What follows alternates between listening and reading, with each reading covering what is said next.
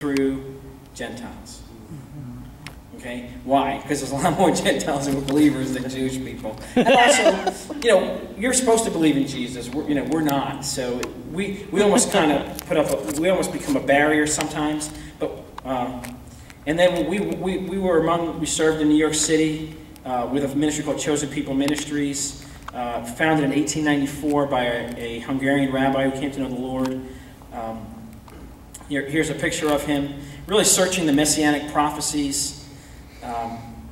Based on Romans 1:16, the gospel to the Jew first and also to the Gentile, and in 10 countries, major presence in both Jerusalem and Tel Aviv.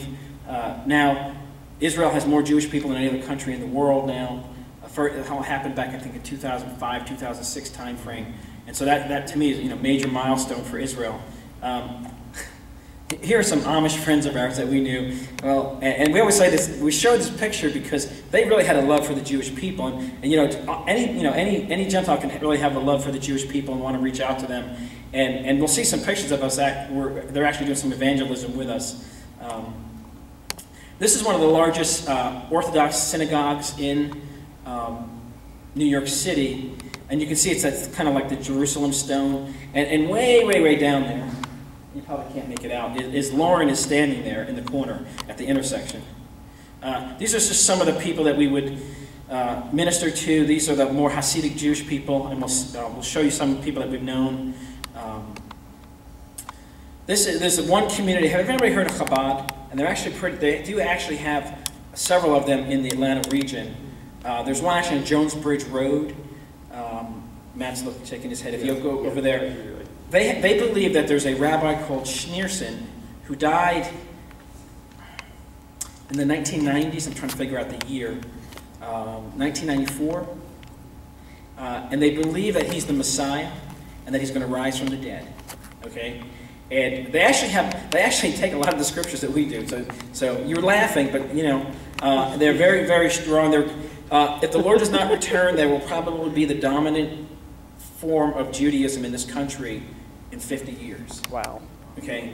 Because of factors about intermarriage, assimilation, but that doesn't happen in this community. And they're very, very fervent at proselytizing. In fact, even though they're very religious, if you drive by the synagogue that they have on Jones Bridge Road in Johns Creek, Alpharetta, they don't have a problem with people driving there, because they're feeling because what they're saying is, well, we'll kind of get them in, and then we'll get them to live on go by the law. And here we had a group of teenagers. In the summertime we work with a lot of different groups. We work with teenagers, and they have this mitzvah mobile, and they actually have like a ritual for mikvah, which was for baptism, and you could go in there and you could get a ritual mikvah or baptism done there for ritual cleansing. Here's a picture of Lauren. She's kind of more dressed like the Hasidic are dressed, and you'll notice a lot of times I took pictures with her in it because otherwise you really can't get pictures of them. But notice behind them you see lots of kids. They have big families. 8, 9, 10 kids is very common. Even though they live in very small quarters, they tend to have very large families. They dress very much like they dressed back in Poland and in Russia back in the 1800s. As you can see on the right there. And here's a friend of ours, Joseph, and he's a believer. He's still in the Hasidic community, but he is a believer. He is very prominent in one of the Hasidic sect communities, and I'll show you more as we go through the weeks about some other things that we did. And he was very instrumental in helping us develop the gospel materials to reach out to the Hasidic people in Yiddish. But here's with his daughter. He wanted to get his daughter around teenagers who were Jewish believers. And so we arranged like a barbecue for her to meet them, so that he could share more about Jesus with her. Sam is, in fact, we just heard from Sam about 3 or 4 months ago. Sam is a rabbi at the synagogue here, and he wouldn't let us take his picture, so I don't have his picture. But you can see over on the right that's where they hold the Torah. That's like the Ark. And that's a covering for the ark, and they would have the Torah in there. This just shows us a picture. We're at the beach, and you'll see some more pictures of us at the beach. We did a lot of ministry at the beach. People don't realize New York City has some wonderful beaches, and lots of people would come. They have these wide boardwalks down at the beach, and people would just walk up and down the boardwalks. Here's an Israeli lady that Lauren reached out to, discipled her. Her name's Shirley. And she actually works for Chosen People Ministries now, so that's nice to see that. It says Lauren discipled her, now she works for the ministry. But you can see the beach in the background, you know. And that was 15 minutes from where we lived. Now I did a lot of when I was growing in the Lord. One of the things I did a lot of work with youth, and we actually had a youth ministry that we worked with teenagers. And we had teenagers come from all over the world. We did a week. We did other things throughout the year, but we did a week of evangelism in New York City with the teenagers, and it was really great because not only did we see people come to the Lord, but we saw the kids just grow in their faith tremendously. And one of the things we did, we had another rabbi that we met, and I'll tell you a quick story. Rabbi Weinstein, who's the man in the middle, he's Chabad. Has anybody ever seen our wedding rings? And you can come look at it. It's in Hebrew, and you can't get them very many places. We had to go to a very special jewelry store near where he lives, just outside of New York City. And so Lauren and I went to go get the rings maybe a couple days before we went to get married. And so Lauren, so you see Lauren as a little mother, but she really is really gifted in evangelism. And so we were in this community of I mean, it's 90% Jewish in this community, okay? I mean, and it's religious Jewish people, and so I went to go get I went to go get something to drink in the store, and I come out and she's handing out tracts in front of the Jewish bookstore, okay? And she handed a tract to this gentleman, Rabbi Weinstein, and that we still stay in contact with him, and we've been married now for over 12 years. But what happened was he thought that we were making her hand out the tracts. And so he went over to her when we were in the car and he says, "Are they holding you against your will?" But anyway, he gave us his phone number, and I can share stories about we went over their we went over their houses many times, and I'll get to share some stories about Rabbi Weinstein. But here's just a group of teens that we had. We had some teens from Germany and from different parts mainly from New York City area, because that's where a lot of Jewish people are. But we had kids come from Germany. We had some kids come from other places around the country. And it was a week where we would disciple them in how to evangelize.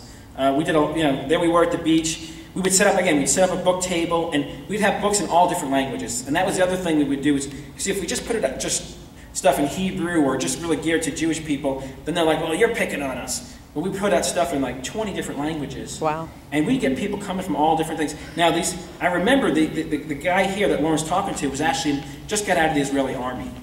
And so he's taking a book that was done in Hebrew. And we're right in front of a Jewish community center, by the way. That building in the back there is actually a Jewish community center. So we were, but at the beach, we were able to do these things because it's a public space. We had a group of teens come from Colorado one year. We actually it was pretty neat. We did drama in Times Square. And it really was neat. I mean, we're in there like 11 o'clock at night, and they're doing stuff about sin and death, and it was all to music, pantomime to music. It was really well done. And then like the next day, we were part of an outreach to the Russian community. And we have missionaries. Well, the Jewish community, they don't have missionaries. You know what they have? They call them anti-missionaries. And they're really there to refute the work that we do and to discredit what we do and really get in our face, and they can be violent. Things can get violent at times.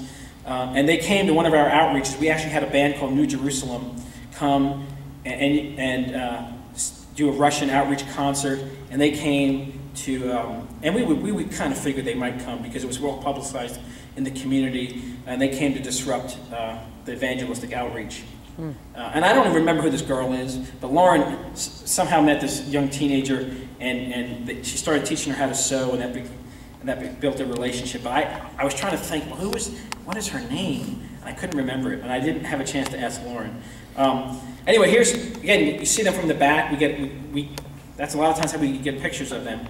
And these are just different things. I'll talk more about some of the materials that we developed we worked very hard with Campus Crusade for Christ, and we'll talk about that. Now, I'll shift a little bit, give you a couple of little minutes. There's I don't know, 12 o'clock 9/11. That's what it looked like from 2 blocks from where we lived. There's a pier, and you'll see this in the next picture. There's Lauren in August of 2001. Her friend Natalia actually came from the West Coast. She now lives in Charlotte, but she was living in Sacramento. And she came and she wanted to do a tour in New York City. And one of the places they went to, maybe a week or 2 before this actually happened, was the World Trade Center. But you can see it in the background. I don't know how to be, I don't know how clear things are. I think I went too far. But anyway, that's literally a week or 2 before the attack. And then that's ground zero. These are pictures. This is how close we were able to get to ground zero. But we didn't go down there to look, honestly. We had the only people, cell phone service went out. You could not, the only people that could get through to us was this really cute Amish couple who when I say Amish, they came to know the Lord, and they stayed in the community, but they went to a believing Amish church. And they called us and they said, do you need anything? They're thinking like we need all this food and stuff like that. And we're like, no, we're fine with food. But I said, well, can you bring us Bibles? Because we need to hand out Bibles. We had Gospels. We had cases of the Gospel of John, Living Water. I don't know if you've ever seen those. And I went out on that pier. We just handed out stuff. Lauren had found some used copies of Left Behind. And we got them for like a quarter. She got like 8 or 10 of them, and we just anything we could hand out. The first couple of weeks, whatever we could hand out about the Lord, people were willing to take, which would never happen in New York City. So they came up and they brought we worked it out. There was a ministry in Pennsylvania near there, and they donated a bunch of tracts. And they came up, and there we are handing out tracts, not far from there's all the National Guard, but not far from not. And then here we are. You can see the soot on the building where Lauren is behind her. That's the soot that's a block away. And then, of course, Lauren's eyes always go towards, when she's evangelizing, she's always seeking out the Orthodox Jews, and there she was talking with them. But you can see how crowded it was down there. People would be coming down there, and we got to hand out thousands and thousands of gospel tracts, Gospels of John, Bibles, whatever we could hand out. We just went down there and handed out. And then this we found on the street somewhere. I don't think it was related to 9/11, but we found this on the street in the area. And it says, nobody ever said it would always be easy to love. God is love. Love conquers all things. So anyway, we were down. It was really. I know we're on our. I'm like, oh my gosh, that was 10 years ago. But it's still fresh in our minds. The smell that we lived with, because we were so close, living down there. But it really was a unique opportunity to minister. And I can't say that we know that people came to the Lord through that, but we know that the gospel went out thousands and thousands of times. That never would have happened. The people would not have taken from us if that hadn't happened. Now, whatever choice they make after that, it's their choice. So anyway, I just wanted to share that a little bit. And I'll share a few. I have many other presentations I'll share. You'll see some more things that we did. But that was a real special time. Not the event, but in the aftermath, being able to minister in that way and being there, and it was really a neat. God really gave us that opportunity to do that. And I'm just trying to make this. Okay. A little more review, but different. I found this on the internet, and I thought this was really good. Ezekiel 5:5. This is God's perspective on Israel. Thus says the Lord God, this is Jerusalem. I have set her in the midst of the nations and the countries all around her. So from God's perspective, who's in the center? Israel. Okay. So if that's God's perspective, what should our perspective be? Okay. Are they any better? In fact, probably not. And if you know Israelis, probably not. But that's not the point. I remember when Eliana came, and her name was Leanna, and she came and visited us for a month before we adopted her, and we'd already had a trip to go up to